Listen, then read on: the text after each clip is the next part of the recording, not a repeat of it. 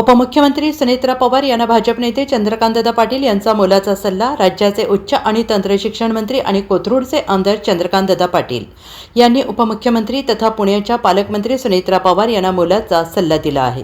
सुनेत्रा बहिणी यांनी पालकमंत्री म्हणून पुण्यात बैठक घेतली असे सांगत अजितदादांनी प्रशासनात आदरयुक्त धाक निर्माण केला होता. तो धाक आता सुनेत्रा बहिणी यांनी निर्माण करावा असं आवाहन त्यांना ऑनलाईन बैठकीमध्ये केल्याचं चंद्रकांत पाटील यांनी सांगलीत बोलताना म्हटलं आहे.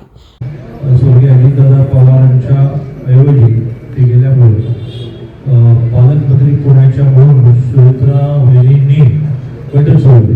मी पुण्यात ऑनलाईन केलेली आहे. मी त्यांना असंच म्हटलं की दादांनी खूप वर्षाच्या मेहनतीने आदरयुक्त घातलेला तो आदरयुक्त होता.